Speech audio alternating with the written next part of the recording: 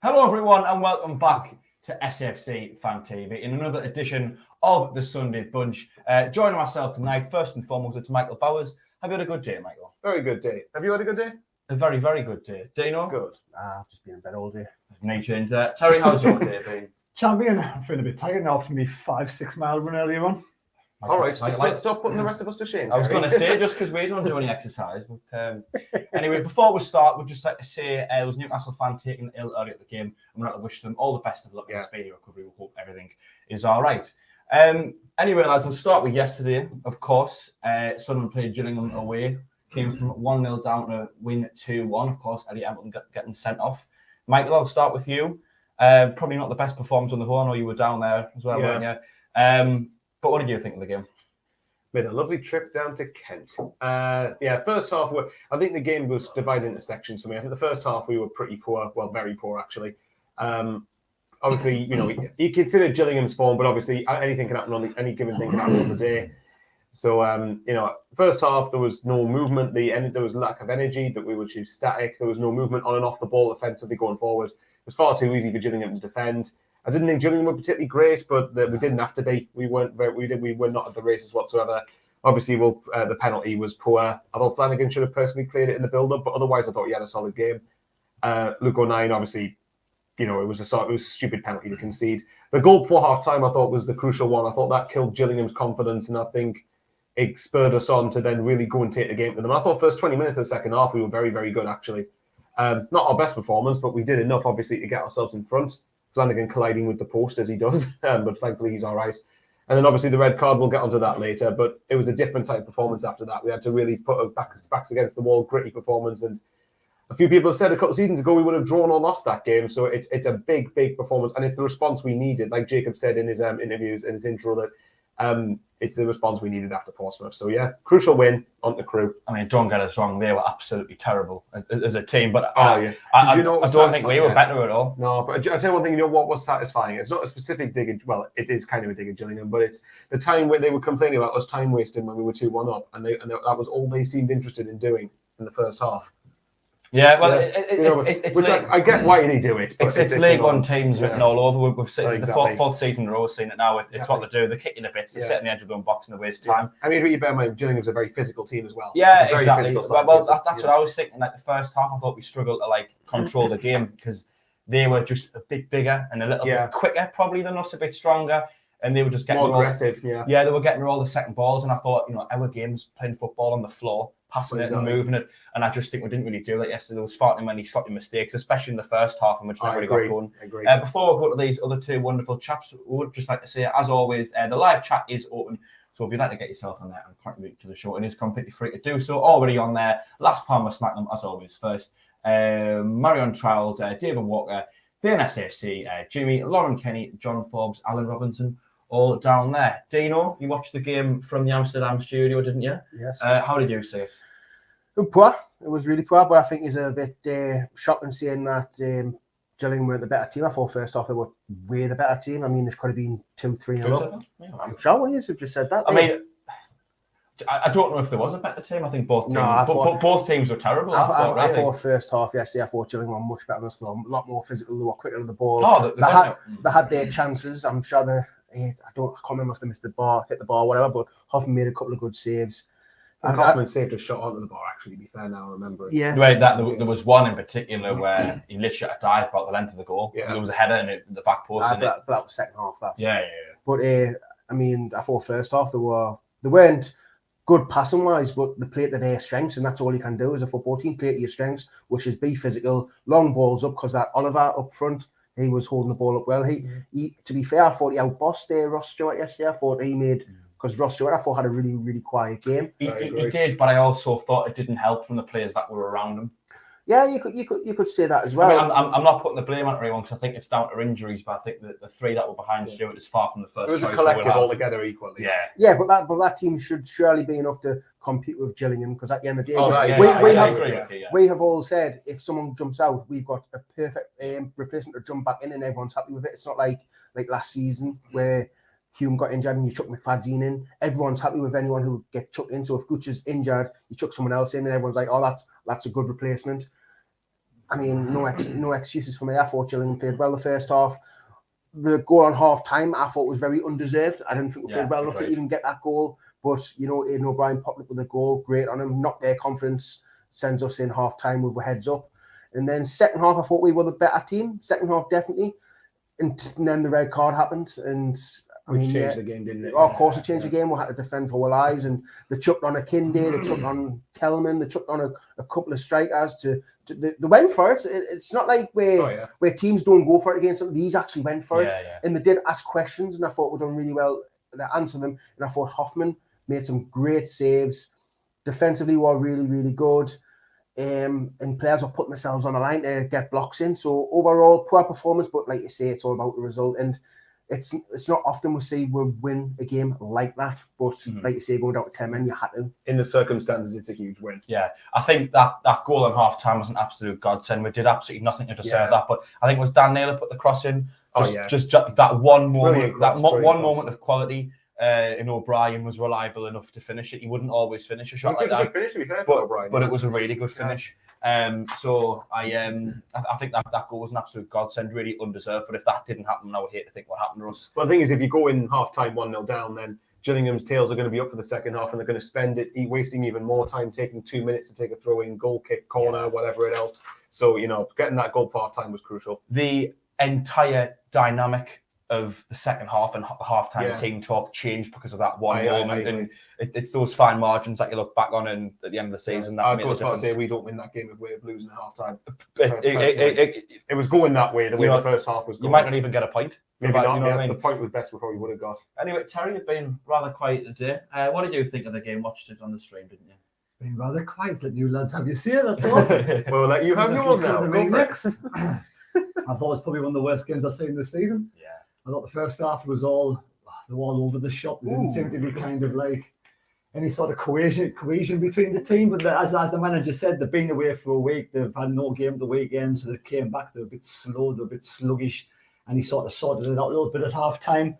I thought Gillingham were the better side in the first half by, for me, a country mile. I thought Luke O'Nien was really poor. I was expecting a really big show from Luke O'Nien, especially with being captain. And I thought, very disappointed in the first half the way he was, and to give that penalty away was so sloppy. Yeah. You know, that the defenders do the job. But I mean, it was passing as well. I thought it was so very sluggish as well. It wasn't very good. But there was a lot of players off key. I mean, Aidan O'Brien didn't do anything apart from score the goal in the first like 46 or 48 minutes, whatever it was. But Dan Neil come up with a great cross, and again, Lee Johnson was saying we didn't get many crosses into the box. We put 2 in the box and got 2 goals. So 2 decent crosses, 2 goals. That's the way forward. Second half. We got that goal just before half-time. Again, against the run of play, it was a godsend. It was a fantastic time to score the goal. Came out second half, tails were up. We're going for it. Went 2-1 up with a fantastic finish from Flanagan, putting his body on the line again. Flanagan's like a breath of fresh air this season, having a fantastic season. His best season in the Sunderland shirt for me. And it was one of those things, and it's typical Sunderland. We in front, cruising, going well. They want to score a third goal, and Elliot Emblen gets sent off. I think it's his first red card. It was just one of those things. He lost the ball. He wanted to get it back, and he was a bit rash. He'll learn from his mistake, and I'm not really going to criticise him that much about it. But we managed to hang on. We did manage to. One thing I didn't like was towards the game, we had a free kick or something, and Bailey Wright just blasted it down their end. Get hold of the ball, pass it amongst yourselves in defence, keep it, and then work the ball around. Relieve pressure. Yeah, you've got to sort of see the game out. I'm over the moon with the result. I never at one point did I think in the first half we're going to win that match. So to come away with 3 points, it's like fantastic for me. I think it's one of them games where we'll look back on in the remaining games of the season. If, you know, have a 6-pointer or maybe it's the last game of the season, it's undecided who's going up or who's going to win the league. And we'll look back and go, God, thank God we won at Gillingham, because we shouldn't have won, but because we actually got over the line and got there in the end, we're now in this position. But I mean, we had to thank Hoffman as well for the saves he made. He had one of his better games. Do you remember that one where he made a diving save when, I can't remember who it was with Gillingham, but it was a looping header that was going in. Yeah. When they towards the end, when they outjumped Bailey Wright, and Hoffman did really well to get to that, actually. So, yeah. Like I say, literally a dive almost the length of the goal to get there in the end. But, you know, I think we're all a little bit of luck as well. I mean, I look at that game as kind of cancelling out Burton away. That game we lost. Somehow we lost that game. We were like really unfortunate not coming away with at least a point, and probably deserved the win. If anything, we'll go down Gillingham probably saying that they deserved a point and that we didn't deserve to win or something along them lines. But we did, in like you say, it swings around about. It's the same referee. Sometimes you get a decision for you, sometimes you get one against you. Sometimes and again, it's in gritty circumstances where we really had the last 25 minutes there. That's a long time. You're playing the last quarter of the game with 10 men, where it's easy to buckle under the pressure and everything. And although Gillingham had their half chances, which went wide, and obviously we had to make 1 or 2 saves, in general, we defended quite well. We headed the ball out when we needed to. We kept our composure when we needed to. The only thing I didn't quite like, and this is the only thing I criticised Hoffman for yesterday, is that sometimes he kept kicking it out for a throw-in and kept kicking it out of play, which I know in that situation it's easier said than done. But I just think by kicking it out for a throw-in or whatever, you're inviting Gillingham to get the ball back and put pressure on you straight away again. Okay, and Lee Johnson's interview after the match, he did say Hoffman was very disappointed with his performance. Hoffman said he was disappointed with his kicks out of play. I like that. It's standard. It's standard. He wants to improve. His standards weren't as high as what he wanted to be. So it's good from Hoffman. So he knows he has to improve. But I thought, the likes of Cirkin and Doyle learned a lot from that match. Oh, really physical game. That's the kind of games you kind of get with part and experience, So 2 young lads like that, playing under 23s and whatever, coming in a physical match like that, and they're defend the last 20 minutes the way they did. Especially as defenders, they're going to have games like that across their career. Something I was just going to chip in with there was it's not the type of game you'd ever get in under 23s. I was going to mention Callum Doyle specifically. I think that's the type of game. I mean, Dennis Cirkin obviously to a lesser degree, but Callum Doyle, I think that's the first time he'll have had to get used to a game like that, because he's probably playing at Man City's development size, where you're going to have a lot more of the ball, you're going to have the chances, you're going to dictate a lot of the play. They're protected, and both teams are probably playing just to develop the players. Yeah, they're not used to getting like 6'5" strikers just trying to do anything to like clinch a point. That doesn't really happen in the under 23s. But that's the thing, you're playing against players that know that there's a lot more riding on a result, and that's where I think that the likes of Cirkin and the likes of Doyle this is why first team experience is so much more valuable than development sides, unless obviously playing in development sides actually progresses you. But there comes a point where you need first team games. This is why I believe in the under 23s of the youngsters playing in the first 2 rounds of the FA Cup, playing in the Papa John's Trophy. You can't get that kind of valuable experience anywhere else apart from these physical matches in these leagues and those competitions. Yeah, definitely, 100%. And I think it's a game that we'll be really thankful for the result for. And the last few seasons, these are the type when you're coming up against someone bottom end of the league. Where you look at last season, we've lost twice to Wigan, we didn't beat Northampton, we've dropped a lot of points against us. Sorry, don't remind us. I know. Well, so thankfully I didn't watch that game, but the last few seasons, one of the reasons for me why we haven't gone up automatically is people can argue the quality of the squad, but also when we're coming up against teams that are in the bottom end of the league and we always drop points. These are don't make a regular habit of it. When you come up against someone like Gillingham, I mean, Crewe's the same on Tuesday, although that won't be straightforward. We'll go into that later. Like, you've got to win. Just win those games, and then when you're coming up against sides around you, there's less pressure going into those games. Mm-hmm. Definitely. Something that Dana wanted to bring up, he just wrote down that about Luke O'Neill criticism. We'd like to explain. Well, Michael knows a bit more about it because he talked on a podcast or something about it, didn't he? About Luke O'Neill. Yeah, well, we were talking. I was talking on the podcast the other day, and we had a big section dedicated just to the Luke O'Neill criticism. So basically, long story short, I mean, this has happened before. Long story short, a lot of people some people, not all, but some have been questioning what Luke O'Neill brings to the team. And the question is like technical ability. I know you hate that word. You said that downstairs.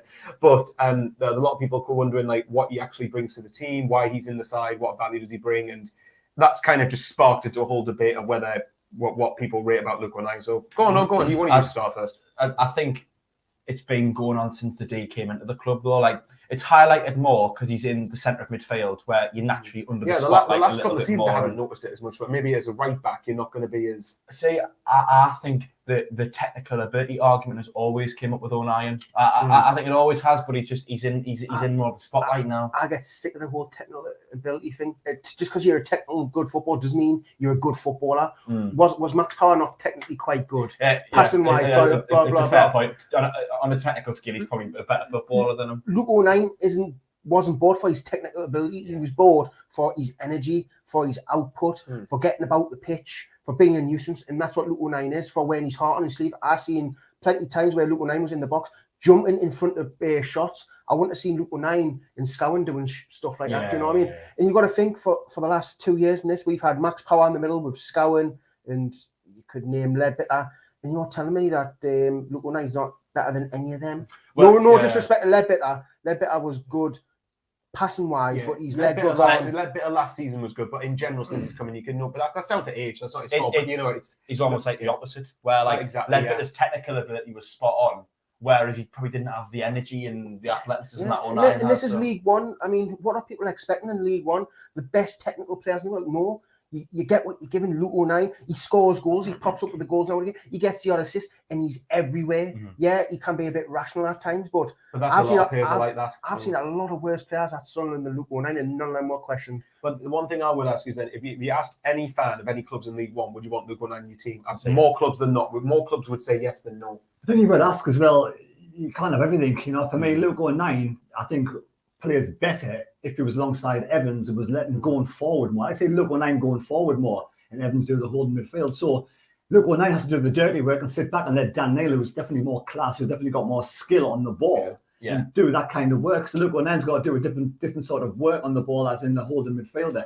But I do think Luke O'Nien's better when he's going forward into the penalty box. You know, he scored a good goal the other week. I think he's got the ability to do that once in a while. He's better than Max Power. He's better than Scowen for me. We better with Luke O'Nien in the midfield this season than we have been with him not in the midfield the last few seasons. The thing is, well, to remember, and I brought this up on a previous show before, but remember after we beat Accrington, I think it was Accrington, Dan Neil came out in the post-match interview and said something along the lines of, because Luke O'Nien does the ugly stuff in midfield and does all the dogged stuff, it facilitates him getting more energy going forward and getting more attacks going forward.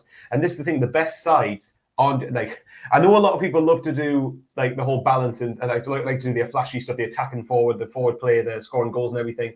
But at the end of the day, the best sides have got a balance to their team. You got to remember defending. I can't remember who said, but someone said defending is actually an art. Defending, or even being the ugly side of midfield, can be an art. It's a crucial element of a team that a lot of people need from time to time. Even the likes of Liverpool and Man City. Now, obviously, I'm not comparing us to them by any stretch, but for the purpose of the argument, Liverpool, Man City are going to go through spells where you need to do the ugly stuff and the dogged stuff. Think of all those big title games, like when Liverpool are away at Man City or whatever. You need someone to be in there and just be really unpleasant and just do all the ugly side of the game. And because O'Nien does that, it goes a lot unnoticed for me. I think people underestimate how big that is in the team. Do you know what does my head in as well? Where Luke O'Nien could practice his technical ability all day long. He'll never be that technical footballer. You need to have that. He's 26 years old. He's not going to get it at this point. So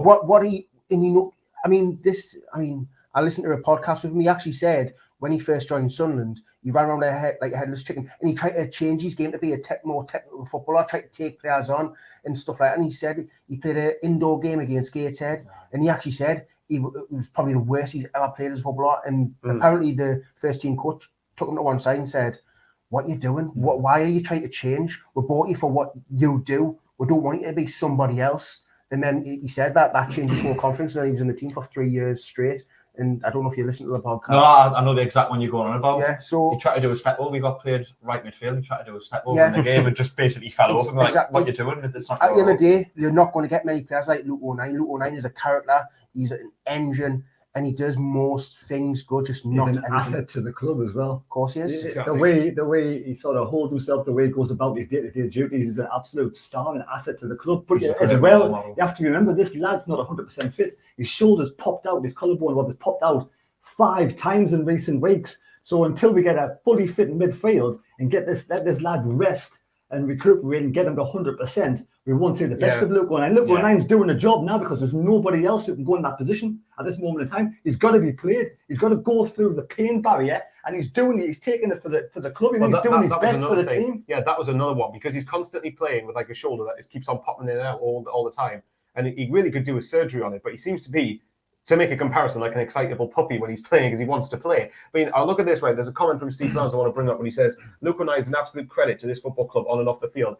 And I say that because when Luke O'Nien came in, we remember back we try to forget it, but remember the championship season where a lot of those players didn't wear the heart on the sleeve, didn't put the responsibility in, didn't embody what a lot of people like about, not even just Sunderland, professional footballers, the idea to relate to them, to look to them as role models, all that sort of stuff. And, actually, it wouldn't surprise me if there's some younger generation of becoming Sunderland fans because of players like Luke O'Nien. Yeah. I mean, I was having this conversation with someone on the bus on the way home yesterday from the game saying, you want players that actually want to be at the football club. And Luke O'Nien's one of them. Like we're talking about, we'll agree, he didn't want to come here in the first place, but that didn't excuse the performance. No, it didn't. Not just the performance, the pathetic attitude. Exactly. I know things didn't work out straight away, but it's not the exact same with Aidan O'Brien, a forward who's brought in, didn't score many goals, hasn't done very well. One player decided that, he's just going to mope about, put his head down, not really do much. And then O'Brien, decided, well, I'm going to roll my sleeves up, I'm going to do what I can. Exactly. And he, at the very least, he contributes to the team. Whereas with 09, it's that same attitude of just like wanting to do absolutely everything that he can to get it right. He's a great role model to the younger lads coming through. You think he's someone you root for. Yeah, he presents us very well as a club, and I think he gets it. And above anything else, you need players that complement each other. Not every player can do step overs and put crosses in, and that's not his game. You'd probably not really see him whacking a great cross in, every game. It's about balance, though, isn't it? It's about having a balanced side. But look at Dan Neil yesterday putting that great cross in for O'Brien's goal. You could argue, would he have had the time on that right-hand side to put that cross in if it wasn't for the work that 09 always does off the ball? Exactly. I mean, if you want to look at it as well, if you want anything that embodies 09, I remember, I think the highlights from Peterborough away last season when I think we were 1-0 down and Peterborough had a shot at goal, and obviously Luke 09 actually literally put his head in the way of a shot, diving down, put his head in the way of a shot. That's underestimated in a club. Yeah. Terry 09? I was going to say, I mean, I've got full respect for Luke 09. He's taking one for the team now. He's taking one for the side. A lot of players would say, look at my shoulders knackered, I need to get sorted out. He's standing in now and taking one for the team, doing his best. Not 100%. So, yeah, I've got loads of time for Luke 09, I think, for me. The only way in League One you're going to get real quality is by bringing them through the youth. Dan Neil has real quality. We can harness this quality. It could be an absolute star in the future. You're going to buy top quality players to come down to League One. The only way you get the real quality players is by coming through the youth. Getting a gem every now and again. Just very quickly on the super chat there, I want to say a massive thank you to Marianne and Carl Taylor. Watching as always have donated $5. Very kind. Hi lads, missed the show. Guys, going to watch now. My prediction is 4-0. So thank you to them as always. Yes, hopefully well. Just a reminder that the super chat is available for you there if you'd like to donate. But of course, it is still free to donate via the live chat, of course. And we'll read out as many comments as we can. Speaking of, Thean SAFC on there says we need a striker and a right back in January. Winchester is doing a good job, but we need a senior right back. Also, it could see Winchester move into midfield as well. I mean, I thought Winchester was a little bit poor yesterday. Yeah. To be fair, there was a lot of players who were poor yesterday. I mean, look, I think it's only right because we've sung these praises so far this season, but the last two games, Portsmouth, right, you could argue the weather might have affected them a little bit with the poor pitch. But yesterday, again, I thought he was just a lot of wayward passes and sluggish defending that let us down a little bit, really. Anyway, lads, kind of wrapping up on their man of the match. I mean, I know he's been criticised a little bit, but I would say Hoffman because he kept us in it. Terry, I'll go you first. Yeah, I'll go with Tom Flanagan. I think Hoffman was second sort of best after that. But I think Tom Flanagan again I just like the way he's having a really good season. I mean, they all had a bad game against Portsmouth, and they all had kind of sort of 50-50 yesterday. But for me, out of all of that yesterday, put his body on the line, took a hit, got the goal, and for me, I'll give it to Tom Flanagan.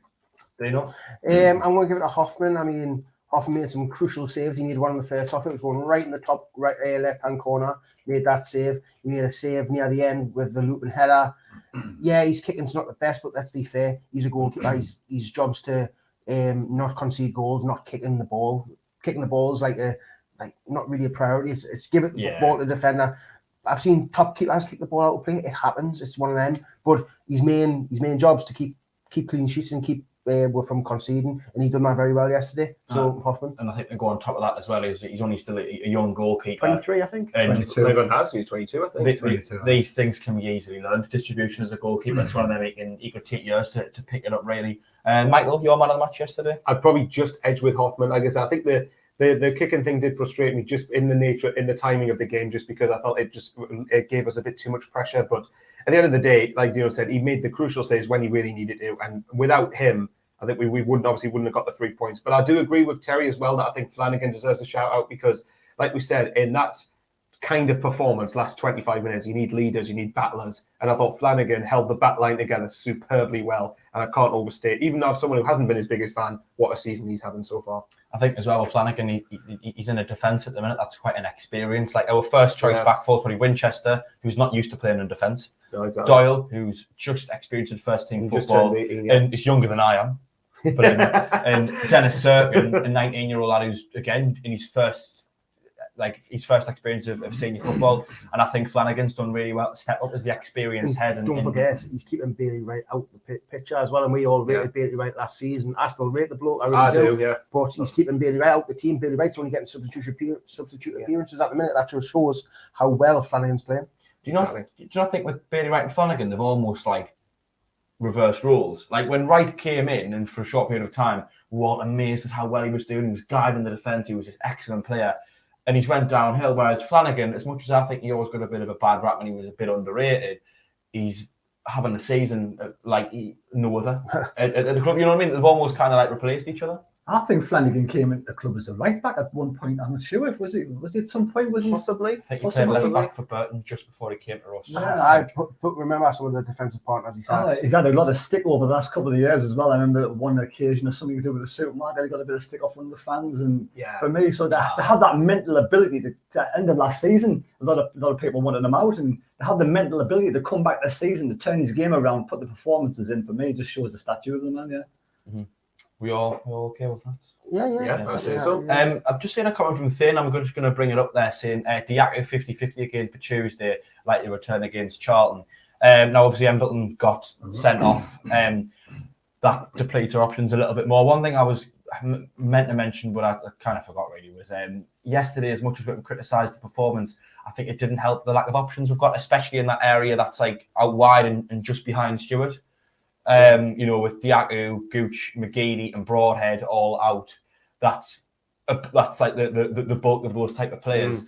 The three that started just behind and out wide, Stewart was probably one that we just kind of like had to go for last minute. Michael, I'll start with you. Do you think it like cut us a little bit slack? A little bit. I mean, I did still feel like. No, I mean, I think it's a funny one, really, because obviously the options we didn't. If you look at the bench, it was basically full of like, well, the youth, pretty much, apart from Bailey Wright and I think it was Lee Birch possibly. But I mean, it definitely didn't help the fact that we had depleted options. I did agree with what no, that's Matthew. I did agree with Dino's comment earlier that I think that team, we played obviously still should have been strong enough to beat Gillingham, which of course it was. But obviously, you look at it, I think Embleton played out wide, didn't he? And for me, he's much better as a cam, like through the centre. And then obviously got O'Brien, who I think can play there, but he's probably better as a forward with someone else in the two. Put it this way, you'd have someone else at left wing ahead of them. Well, if they were fit, exactly. I mean, they said obviously Thane's comment was that Diaco's 50-50 for Tuesday, but so it just depends. I mean, but on the other hand, if you want, you could turn this into a positive. That people like Ellis Taylor, for instance, or whoever else, that's where I got it from. People like Ellis Taylor or anyone else that's been chomping at the bit to get in. There could be their chance to seize an opportunity. It just depends. I was really disappointed to see Taylor left out the match day squad, because every time I've seen him, I've always thought he looks ready to almost play first team football. He can beat the man. He's got a great cross. He can score a goal. He's quite versatile. I found it really surprising him not on the bench. Of course, he might have had an injury, but I just think in a game where you literally don't have any natural first team wingers, perfect opportunity. No, there's no way he was going to be in the squad yesterday, because I mean, I think Lee Johnson's protecting him with being so young. He's the youngest in the squad apart from like Doyle. He kind of take 2 games in a week. He said he's not gonna put him in a position where he's gonna get injured. So he played almost a full 90 minutes. We played a lot of the match on Wednesday. There's no way he's gonna play him on Saturday. So for me, he may have a chance to get on the bench on Tuesday, but I'll be happy. I mean, if there's no Embleton, we have got no McGeady, no Gooch, we have no Diaco. So it's going to be basically the same as yesterday, apart from someone's got to replace Embleton. Now, for me, you could bring in Stephen Wern. I think Stephen Wern's had a fantastic 2 matches I've seen him play. And out of all the players I've seen on the bench, he's probably the one who could fit into the team. If none of those players are actually fit, it's going to be him and Taylor for me. But I don't know who else could really come in, because I can't see Diaco starting. I can't see McGeady or Gooch coming in. Could you argue maybe that yesterday's game, again, because of how physical Gillingham are and how much they could bully these guys, it's not the right environment or sort of game to introduce them? I think Crewe's a much better match. Well, I was going to say Crewe will want to try and won't be relying Crewe will be physical opponents, obviously, but I don't think they're going to rely on it as physicality as much as what Gillingham do. I'm sure when Wern came on for the Papa John's Trophy, but he came on the right-hand side where Embleton was, but I'm sure during the week he started a number 10 role. So if Wern comes in as a number 10 role, does Pritchard go on the right-hand side? Or would you start Wern on the right-hand side, Pritchard in the centre? It's open to debate, Or maybe like the younger guys play, Crewe won't know what to expect from them.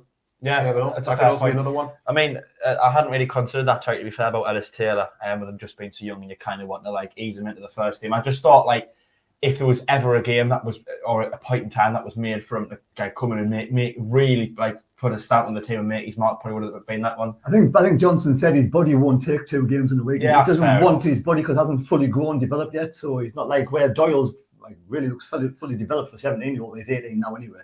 Where Taylor hasn't fully developed yet, so he's going to in the tape and knocks, especially against Gillingham.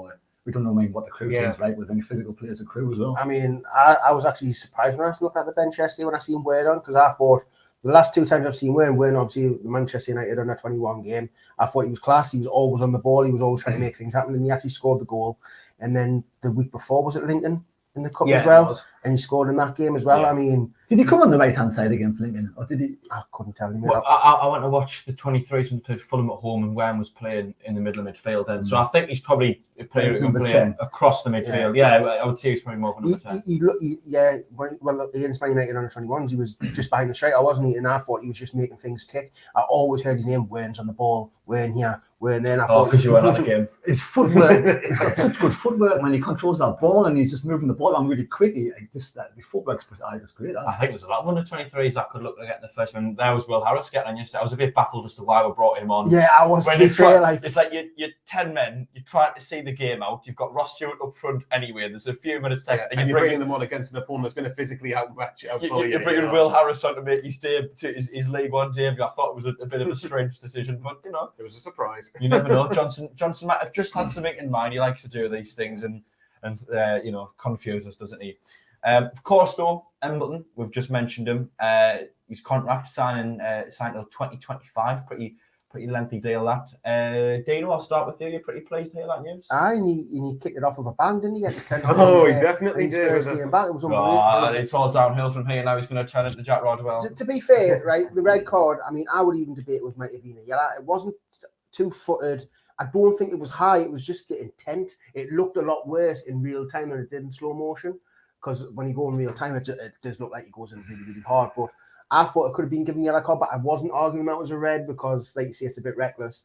So, I mean, Embleton, how old is he? 22, something like that. He's not really a young player. He's not a young player, but don't forget the likes of Jesse Lingard didn't start sprouting until a couple of years ago, and he's 28. Jamie Vardy didn't start bursting onto the scene until and he has got ability about him. He can use his left, he can use his right. His free kick taking was a bit woeful yesterday, and so was his crossing a little bit at times. But I mean, I think like we've seen what he can do. I mean, for Blackpool last season, where he scored that one goal, the strike he scored a couple of games ago. He's got it in him. You just got to try and get the best out of him and find his right position because he's playing behind the striker, then he's playing on the right, then he's playing in the centre where for Luke O'Neill. So he's got to try and find where he's going to be played best, because I still think we're trying to figure out where he's going to be best to play in the team, because I've seen him in centre midfield, I've seen him behind the striker, I've seen him on the right. I might have not, I can't remember if I've seen him on the left or not, but he's playing a little bit everywhere, so you just got to try and find that middle ground of where he's going to fit in, and he's going to make the most out of Embleton, because Embleton does have ability. I think Embleton is taking one for the team again, isn't he? He's playing on the right because we have to fit Pritchard and nobody else, haven't we, at the moment? So for me, Embleton would be a number 10 role, wouldn't he? Embleton number 10 role, and I think probably eventually Wern will probably be a better number 10 than Pritchard, unless Pritchard can come on this season more than he's been doing so far. Yeah, he's been a bit poor. He did set up the second goal for Flanagan. And he was on the right-hand side, but he's been quite poor what I've seen of him lately. But I mean, yesterday was one of his better matches, considering none of them played well yesterday in the first half. So it doesn't say much of his performances so far this season. Yeah. I mean, I think when I said he's not a young player anymore, I just meant, you probably shouldn't be considering be like, oh, he's only a young lad. But to be fair, he hasn't actually had that much first-team experience because of injury. So I think the tackle yesterday, he gave the ref a decision to make. But I think if you go in like that and you get sent off, you don't really have much of a right to complain. There was no need to go. The thing is, there's no need to go in like that. There's just no need at all. I think it was a little bit of a silly decision, but Philly has just walked into the room with an absolutely fantastic mug. The best cup I've ever seen. And now this mug is named especially for Tony Lee, who once dubbed a nickname for me, Michael and Dino as the commentary team, as the 3 Vs, and Philly has just decided to make this mug. So is that? Yeah, hang on. Is that? There we go. Oh, never mind. It's already Tony Lee. Oh my God. That's fantastic. That is great. I tell you what, mine. I want one of them. You've got a Yeah, better, sorry, I'll have one of these, please. Cheers. Jack's got a better haircut. We've went 34 minutes and 56 seconds without mentioning my hair, but Terry's hair. Up there, look at the mug time. Go on then. There you go. Go on. That's great, that way. That's a cool haircut. Look at the Take booth note of on that. Take note of that. Look at the Oh, it's booth back on the screen again. Like Charlie Messfin on there. You know what you should have done? You should have put Phil as the monkey in the 3V, so instead of having the slanted. That's what it is it? The monkey in the 3V. It's a bit like grease, isn't it? Like, It's very warm, that mug as well. Must have just Put done them it. next to each other. There you go. That one's got Phil's face. Lovely, cute little mugs. You know what I There mean? you go. That's it. I got chills, they're multiplying. Complete take apart and grease that haircut. I was going to say, hey, look, I was in. Look, it was a hard time. I was going through a bit of a difficult phase, and Phil said you need to send us this photo as quick as you can. I thought, right, there you go, send it over. You're standing in your mum's room as well, eh? Well, I was standing in my room. Your room, right? Okay. Yeah, I don't know why I called my mum's room, but I don't know. in case it was a hair product reference. Let's get some more likes on this live stream. Yeah, go on then. 128 people watching, 59 likes. If you haven't already, please do give us a thumbs up. We'd like to get to 100 likes if we can. So if you all press the thumbs up button now, we'll definitely That'd be do hugely that. appreciated. And if you haven't already, please do subscribe to the channel. It is free to do so. Of course, these mugs as well, they are available to buy. I would say where from, but I'm not actually sure. Although I know you can pick them up in the wee cheap as well for a little bit cheaper because you need to pay the delivery charge. Also available to buy these key rings. KEYRINGS, exactly. We can see it adequately. I don't know. Probably not. Hopefully, Philly will be at He'll be. I like Jack's always said about his 3V status, and as someone just mentioned on the chat, he's never going to give it up. He's never going to. Well, Tony Lee's just said it's the 3 visionaries, so there you go. We'll take that. We'll take that. Anyway, lads. The red card we were talking about, wasn't it? It was the red card. It was Embleton signed until 2025. I think it was a red card, to be honest. I think it was a red card. It was a rash challenge. He was trying to win the ball back. The referee was kind of looking in the direction of the dugout as well, and they're sort of the manager. Everybody was going mental on the touchline, absolutely mental. The referee didn't give us much all afternoon, to be honest. And the referee, for me, was poor again, but it wasn't the referee's fault that Embleton went in and did a 2-footer challenge, or kind of a 2-footer challenge. So Embleton's got to take it on the chin, got to grow learn from his mistake. I'm sure he'll learn from his mistake. I say I'm not going to hold it against him at all. So yeah, as long as he comes away from this and gets no more red cards in the future, and that would be ideal. I mean, I do agree with the turn it max power now, isn't it? I do agree with the red card. I did think it was a red card. You got to remember, if it was the other way around, we'd be screaming at the referee to give a red card. So it's just one of those things that, like you guys have said before, it's given the referee a decision to make, which we didn't need, because I thought at that stage in the game, I thought we were on top. I thought we were controlling the game. We weren't playing brilliant, but I thought we were controlling enough of the game, and I felt we were dealing with Gillingham quite well. But that red card just obviously changed it, and it forced us onto the back foot. So I don't know who got our first yellow card on our side, but there was 3 times I thought they should have gotten a yellow card before we even put a challenge in. And then we made it one sort of half. I don't know if it was a bad challenge. We got a yellow card straight away. I thought, what is going on there? But it's a state of these. It's a state where we've talked about this debate before. That a lot of these refs, you say, Jack, they're like part-time officials, aren't they? Yeah. So they need to get like full-time referees. The ones that are league ones. He didn't even look fit yesterday. Jack looks fitter. I don't know. Like you want to say maybe one of the. You're a referee. You should be fit. You should have seen us in the should have seen us in the 5-a-side game, man. I could barely move after that. Jack certainly couldn't do worse. Well, I'm trying to get your fitness up for the next time I play them. I've been saying that as well. Anyway, I was. How's that going? Not very well. I was going to say it's not Monday yet. Jano goes, I was unfit in that 5-a-side game. Like I'm going to start going to the gym and get the diet. You posted a picture of a curry 2 days. We go out the next day. I'm just going to quit the KFC. 5 fags in the pint. Is that the next day, was it? Oh, more or less. It's a weekend, man. Anyway, correction, Philly's put there saying the merchandise link is in the description below. So if you'd like to go and pick one of those up, feel free to do so. Anyway, lads, news. Did I go to you actually? Yeah, I've already said. All yeah, right. I've said my bit. Bit all over, aren't Very quickly, what's your thoughts on the signing of the contract? Yeah, positive move. Yeah, plays with it, of course. Maybe just a touch too long. I don't know. I know you want to tie players down, but I've got PTSD on players like Jack Rodwell when you give them a really lengthy contract and they're just using and abusing. It's only 3 years, isn't it? No, it's 2025. It's 3.5 years. 2025. I think There's no comparison to Jack Rodwell. No, I know. And this lad's a Sunderland, being Sunderland. I get what Jack means though, because with Rodwell, we signed him, and then it became apparent after 1 or 2 years that he wasn't going to do it here, and you stuck with him for another 2 or 3 years on his contract and not able to get rid of him. I don't mean to say Embleton's going to end up. I'm just saying. Oh yeah, football is a game where you can be brilliant 1 minute and rubbish the next. And so far this season, Embleton's been excellent. But let's be fair, since he's kind of made his first team debut up until the start of the season, what's actually done the first team? Not a lot. So exactly. I'm pleased. I'm happy. I think, if anything, maybe just slightly a bit too long, but I trust that the people going in charge at the minute now will have figured out what a character is, how actually consistent he is, and how much we can rely on. You've got to remember as well that I think with Embleton, if we're thinking of it as a business scenario where eventually we're going to get these guys and try and sell them for a profit and everything, and the longer contract you have, the more bigger fee you can demand. That's part of the reason why I think the contract length's about right personally, but I can see what you mean. But I think that we're thinking of it from a business side as well as a football. It's not like side. he's 26 or something. I mean, he's still a kid. He's still only 22 or whatever it is. So he's got plenty of time for improvement as well. Still. Yeah. No, on the whole, I am pleased. I just think maybe it's just a year too long, but I think that's probably me being a bit picky with that one. But yeah, I think that sums it up. I have been to everyone. Yeah, I believe. I keep forgetting where we're at. Anyway, lads, the FA Cup draw. You haven't mentioned that. Well, I was. Should just get to go to Terry because he's down the head of the Go on then, Terry. Head of the Dan Neil fan. Would you like to be the person who says it should be Dan Neil to get signed up for a long-term contract? It should be. I think he's already down for another year, so he's 2 down years, until the year and a half. end of next season.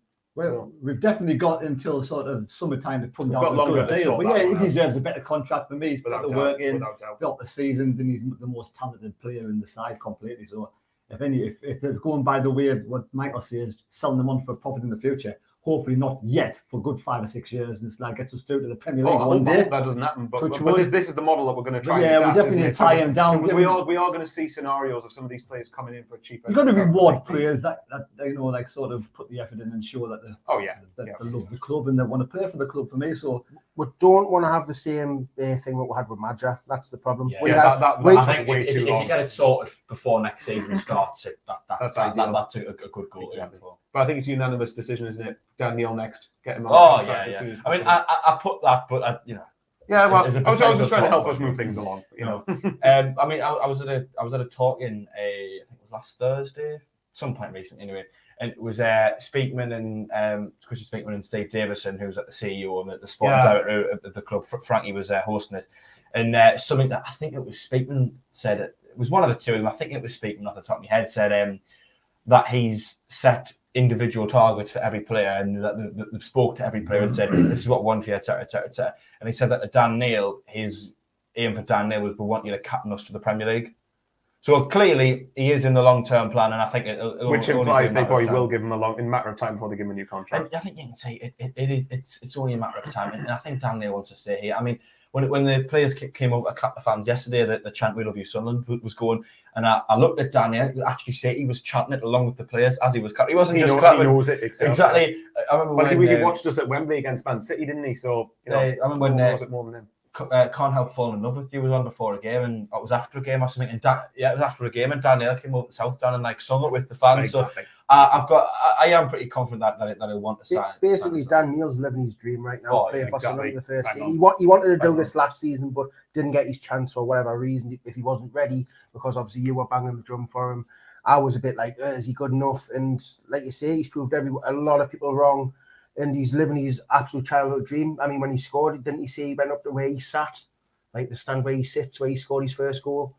Because he said he was just like, he's been watching Sunderland for ages from that seat, and the score and looked the way he used to be sitting a couple of years ago. I mean, that's some dream, that really, isn't it? And it's those types of moments that probably mean more than any type of money. And this is why I want to win I know it sounds ridiculous. This is why I want to win the Checker Trade Trophy or whatever it's called now, because players like Dan Neil deserve to go to Wembley with Sunderland and win it.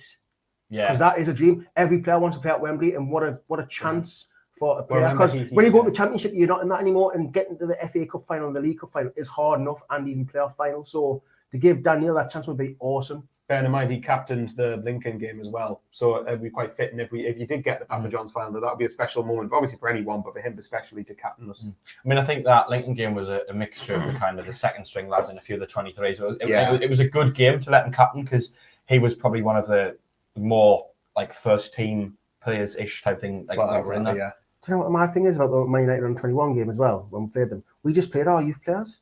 It was just youth team v youth team, sure and Paul McShane. Wasn't Hume the oldest Sunderland player? The oldest Sunderland player was Hume, who was 23. I think if you take Paul McShane out, it's our 23s versus their 21s, which on paper, I think most people would probably expect Man United to win without us having any first teamers. But did themselves no harm. Exactly. Because there's belief in the sides now. There's belief in the youngsters coming through now. They actually believe in what's going on at the club. But I think in the past there's been no belief. I think as well we're just putting like effort into making sure we get the right 23s. But I mean, a couple of years ago it was the season that COVID caused it to finish early, but we finished that season with a point. With 23s, you look at them now. Fair enough. A lot of them aren't local. I think Kenton Richardson's from County Durham, Ellis Taylor's from Hartlepool. But I think aside from that, a lot of these lads the rest of them more or less have all been picked up from other clubs. But I think that's because we're actually putting effort into making sure we're getting the right types of players who are getting released kind of between like 16 and 23 from bigger clubs, as opposed to just going, right, who's the best young lads in the area? Because sometimes there's better talent elsewhere. You've got to remember, half our catchment areas in the North Sea. The academy isn't built to pick up local players. It's for any player who's, got a chance of making it. Even foreign players. It's about making the academy sustainable. You're not going to make it sustainable if you've got no local talent at the end of the day, because not everyone's blessed with football and ability. It's everywhere else where blessed, like foreign countries like Spain, like all the Spanish young youth players are gifted in a sense where like not all English players are. It's weird, but if you build a solid foundation for getting young players in from even foreign, from down south and whatever, and then you can bring them through, you can sell them on, and you can make loads off your aim academy. Because if you sell one of them, it's enough to fund a lot of things for the academy, and the more cycle you do that, the more financial healthy position. You've got to think of some of the academies like some of the academy where they bring a player through and he actually goes for loads. It's very rare. Ours, we've had Jordan Henderson and Jordan Pickford. I was going to use them up the road as an example, but where was the last time Newcastle brought a player through from the academy and sent on for loads? I don't think it's ever happened. And it probably never will now. But the difference between Stuart Donald and KLD is thinking about the future. Yeah. Stuart Donald was all about the now, getting the quick buck now, making the millions as soon as possible, quick as possible. Where KLD is about building a team for the future. Not even that. Ballymumba is a classic example where he was someone that we should have given a contract and tried to build our team around, but tried to integrate more into the team. But now, if you look at it, we're getting these players, we're developing them, and when you look at it, Josh Hawkes when he came in last season, and that was under the previous regime, wasn't it? And now he's out playing on loan at Tranmere. By all accounts and by all intents and purposes, that was our problem with our academy last season. We weren't letting send anyone out on loan. We had Patterson there sitting there on a 23, not learn anything. Now he's out on loan. Yeah, exactly. So is Josh Hawkes. Exactly. Maybe we'll get Will Harris out on loan. We'll get a couple of these other players out on loan. Because Medford and Donald didn't give a shit about the club. They couldn't give a toss about what was going on underneath the first team. Their main aim was get promoted as quickly as possible. Sell it for a profit. Set the financial improve the financial. Improve the financial situation. Yeah. Break even. Make it look as if you're a club that's going in the right direction, and someone like KLD comes in and gives you loads of money because you're a championship club. Whereas KLD, I think, is making plans for things that aren't even here yet. 5-10 years time, he's because he's here for a duration. He's not just here for. It's a project, isn't it? Yeah, exactly. Well, project is a good word. KLD is just a little bit older than these youngsters coming through. So he can stay here for a lot of years and bring these youngsters through. But you think that's why. That's why a lot of the behind-the-scenes appointments probably took as long as they did, because they wanted to get that right, and that's a crucial thing, because it's a culture of the club as well. You want these young lads to be integrated into, like, if we've Sunderland established a preferred style of play, and like what Lee Johnson tried to do with the first team, if that filters down to the under-23s or the under-18s, then say by the time they do get to the first team, then they don't have to adapt to it as much, because it's already a philosophy that's well integrated. And as well, if you look at, say, Jack Diamond as an example, he's gone on loan at Harrogate, and he sounds like he's doing really well there. And if, say, Sunderland did get promoted and we think he's not good enough for the championship or whatever else it is, in that scenario, you could sell him on and make some money. I never see Jack Diamond right now someone who's going to ever really touch our first team. That's the point. You can come back and then make some money off him, and then that can go into the academy. I don't think he's got the technical ability, but let's say we do go up this season. I hate that word. No, but as a winger, you've got to agree. I think as a winger, technical ability is one of the most important things, because you've got to be able to create chances. In the role Jack Diamond. You've got to have a bit of pace. You've got to have a bit of pace, a bit of dribbling, like isn't technical where you've got a nice touch and you can use a bit of flair on your passes, and so that's, for me, that's technical. As a winger, you just need to have a bit of pace, some dribbling skills, and a good final ball. Yeah, but he doesn't have that good final. He's got pace. I think he's got pace. He's a good runner. He's a good dribbler with the ball, but his end product just isn't consistent enough. I don't think. The point is, if we don't think he's going to do it here, you can come back and make some money off him, and it gets the model. You know, if he does well at Harrogate for the rest of the season, they might actually be able to pay a little bit of money for him. And there you go. And that's a do you know what the funny thing is, right? We had a technical player on Barley Mumba, and we let him go. He was probably the most technical, young, gifted kids we had at the club, and we let him go. Because he wasn't good enough. I didn't think he was much worse than a lot of the midfielders that were ahead of him. I think that's because, you know, the old regime, the mentality weren't interested in 5 to 10 years time, which is when probably, you know, you're really thinking Barley Mumba could kick on and be a valuable asset. They were bothered about the here and now, and at that moment in time, Barley Mumba probably wasn't that valuable to the club at that moment in time. But think of it as well at Norwich. Sorry, I mean, think about Ballymumba at Norwich. I speak with a couple of Norwich fans, and they were saying that Ballymumba, when he's playing the Championship, bear in mind the league above, big step up, hasn't looked out of place. So that makes me more annoyed that we got rid of him. If Diamond was still at the club now, he would probably start on Tuesday. Probably, yeah. But it'll probably. I mean, we're going to get on. We're going to get on. I don't tell you segued here, isn't he? We have. It was a very clever segue. So we only got 9 minutes, so you want to crack on? Well, we'll have to crack on then. So, of course, we've got Crewe to play on Tuesday night, second bottom of the league table. I would imagine approach that game with, you know, attack, get the goals up and go for the 3 points. Terry, we'll start with you. Oh, I don't know. I don't think we want to take them lightly. I think we're going to don't be like. We're going to tell them just win the game of football. We've got to take them seriously. We've got to, you know, not just go attack. We're going to make sure that we don't let the first goal in the game like we did yesterday. But at the same time, we've got to be on the front foot without going hell for leather. I think, you know, it's about who we bring in and who's going to be the extra player from Embleton.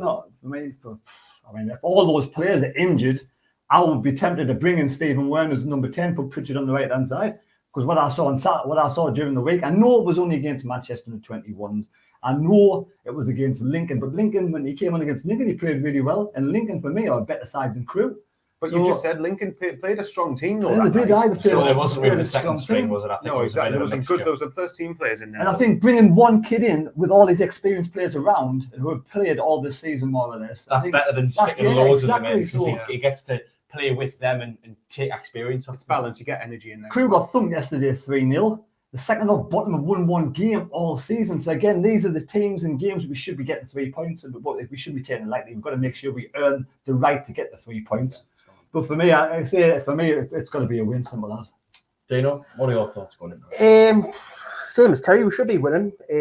But you can't go in and go, oh, we'll just turn these over, because we've seen in the past we've been turned over by teams who should never be beaten with. It's what football is. You got to go there and make sure that you handle Crewe the way you should handle them, because Crewe are going to be nitty gritty, long balls, probably defence sitting really deep. It's going to be a similar game to Gillingham, probably. Probably is, yeah. But Gillingham had a bit of quality. I mean, we've got them had the likes of Akinde, who we know is he's like he's a physical brick house. He's exactly. So with Crewe, you've just got to, like, I wouldn't mind seeing Wayne go in there. I think he would be capable, and I think, like, if you're gonna try him, you try him now. You don't want to try him against a team who's up against us, because, like you say, Embleton's out now, so you're gonna have to bring somebody in. So for me, you stick either Pritchard out on the right and put Wern there, or even try Wern on the right. You don't know, so you've got to try and find that balance. But with what team we put out, the team's more than capable of beating Crewe. We just need to play it at our strengths, get the ball passing, because that was our problem yesterday. We weren't passing the ball. We're lumping the ball up and losing it so much. So just get the simple things correct, like the simple passing, and we will end up winning the game. But you've got to do the basics right, which we didn't do before. So, yeah, are we doing predictions as well now? Or? Well, we will, but we'll go to Michael first. Michael, what are your thoughts going into that game then? Well, I'll do the plug that was asked. Sunderland Top Dogs podcast. Obviously, one of my mates is a host there. They obviously got their preview out now. So if you go and search for it, they'll be out somewhere. I think they've got a YouTube channel. But regardless, they're on YouTube and Spotify. I believe so. But anyway, so check them out. But anyway, as for Crewe, I mean, basically everyone's covered it. I think that if we go into this game with the attitude of, it's Crewe, we'll roll them over, then we don't deserve to win the game. You've got to go in there with the professional attitude of, we've got to Because bear in mind again, I say this all the time. Teams are up for playing Sunderland, and I mean, well, if you want to look at Crewe, I know it was behind closed doors, but look at the way Crewe played against us at Crewe last season. It was 2 wonder goals that got us a point there. Yeah. So I think we'd be very foolish to take them lightly. So if we go there, match their work rate, match their endeavour, and there are going to be, and again earlier on in the game, we might have to see if it withstand a bit of pressure.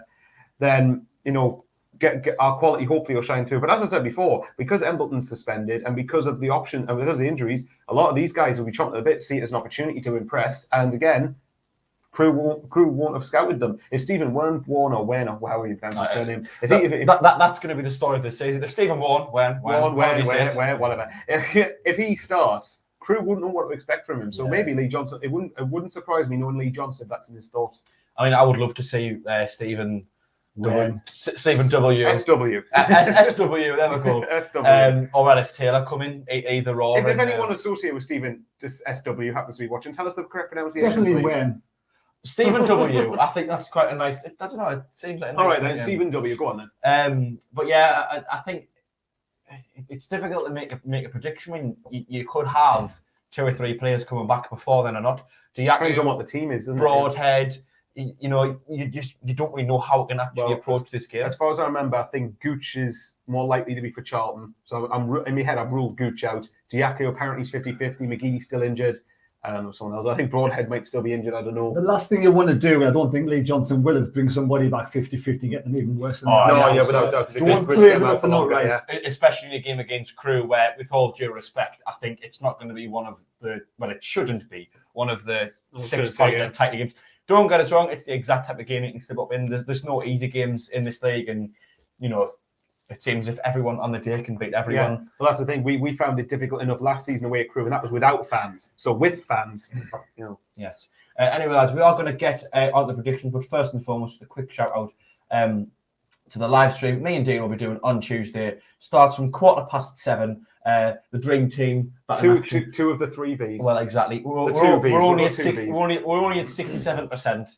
Unfortunately, but I think it's that one there. I was going to just cover his face. There we go. There you go, just the 2 Vs. It's fine. The 2 Vs. Just ignore the 3. Ignore the 3. So, if Michael wanted to put a holiday in to come and sit with us, then sure. Bosses at work, if you're watching, I'll just go and entertain everyone and do a commentary. Hopefully, he can. But anyway, me and Dean will be doing the commentary from 7:15 if you'd like to join us for the watch along on there. But predictions, lads. Philly has said 4-0 to Sunderland. Very optimistic as always. Terry, I'll start with you. Well, don't forget, there's 133 people on the live stream. Give us a thumbs up, please. Much appreciated. And also, if you are new, subscribe to the channel. I'm going for a 3-0 away victory, forever the optimist. So 3-0, even though it'll probably be a 1-0. Scrape 2-1. 3-0 will do, yeah. Michael? 2-1 us. I think it's going to be a very close game, but I think we should hopefully, if we apply ourselves, we should have enough in theory. Dano, yourself? I mean, I don't like playing these teams because they're scraping to stay in the league. It's horrible playing these teams. So I'm going to say a scrappy 1-0 win because they will make it work for it. I've just got a feeling they will. I'd be very surprised. We don't have the strongest team at the minute because obviously we don't know with injuries, but they will make it work for that 1-0. That's what I think. Let me ask you a question a minute. Just want to go back to the FA Cup match before we get sidetracked. Oh yeah. Is it my little grey cells, or did we lose to Mansfield last season? You are correct. It was that the first round again? Yes. Yeah, it's the exact same fixture. Callum McFadzean's debut. We did get back when I thought he was all right. Well, exactly, because he actually played really well against him. All downhill from there. I mean, what's the chances of that? I know. By the way, just to point out, speaking of Carlton, where he's at, Crewe. Well, so he could be playing against. I really hope we beat them on Tuesday night. He was just terrible. I didn't rate him. Nice. He's probably a nice try. Terrible footballer. It wasn't for a lack of effort, but he wasn't very good. Yeah, I mean, we would have got into the Mansfield game and talking about what our thoughts were, but we've completely run out of time. Just play the kids, there you go. Play the kids against Mansfield. Yeah, probably a decent way to go. But all the fringe players who aren't getting minutes. Well, a few days after that, we've got the final Papa John's group stage game against Bradford, so it's going to be a mix. Are we not already qualified through for that? No, we are, but that game still has to be played. So it's I'd probably just play every other 23s play against Bradford. Just blend exactly the same as. And if you get a fine, take the fine. Yeah, I mean, we got fined $5,000, but I think we got 10 for winning it anyway. So Did we get paid £5 for that? Yes. Yeah, well, it's because the purpose of putting League 1, League 2 teams with under 21 players in the divisions above is to try and get those 21s used to playing first team football. But do you know what? The stupid thing is, though? The stupid thing is, though, we've got to play first team players and potentially get them, they might get injured. We've got 46 league games to play. Exactly. Like in more or less the same time they've got to play 30. Plus an FA Cup game, which could go to replays. Plus we've already had a run in the League Cup as well. Yeah, I think it is a little bit ridiculous. Yeah. Anyway, I think it's going to be a tough one to predict because you don't really know who's available. But I'm going to go with 2-0 Sunderland. But I think if we've got plenty of players available, then the main thing is to go there and win without getting any more injuries. I think because I think if we can then do that 4-0 loss against Portsmouth has been followed up with 2 league wins away from home as well. Yeah, and it doesn't turn into that streaky. The whole streaky Johnson thing, which I think was my main concern coming away from Well, if we do that, then to be fair, if we do win on Tuesday, then I would say to be fair to Johnson, every time we haven't won a game, we bounce back with 2-3 wins in a row. Yeah, exactly. And the last thing you want to avoid is going on a 4 or 5 game run because that's the ones that really hit you because you just lose everything. End of last season, we know what happened, didn't we? So if you look at it, if we respond with every game we don't win with a couple of wins, it's a good habit to get into. Yeah, it is. Anyway, thank you very much for joining us tonight. We are out of time, lads. Thank you for coming along. I've thoroughly enjoyed it as always. Of course, one last shout. I've got 87 likes. Would love to get to 100 by the end of the show. 134 people watching. So if you wouldn't mind, it just takes 2 seconds to hit the like button. Like if you want to see Terry sing on X Factor. I mean, that's not going to really encourage. I know, but come on, it's not going to happen ever because X Factor's finished, isn't it? The dislikes are just going to ping anyway. Terry sing us out then. Well, that's went up to 90. So hoping we get 100 in the next few seconds. 93. 7 more. See, since I suggested it, there you go. I'm taking the credit. Yeah, to be fair, it was a good suggestion. Of course, as well, subscribe to the channel if you haven't already. It is free to do so, and you won't miss any of our future live streams or videos. And on that note, Terry, would you like to sing us out? What was I going to say? Summer loving had me a blast. He met a girl, he's lost his beat. Thank you very much for watching. I don't even know how to shut this off. It's normally funny doing it.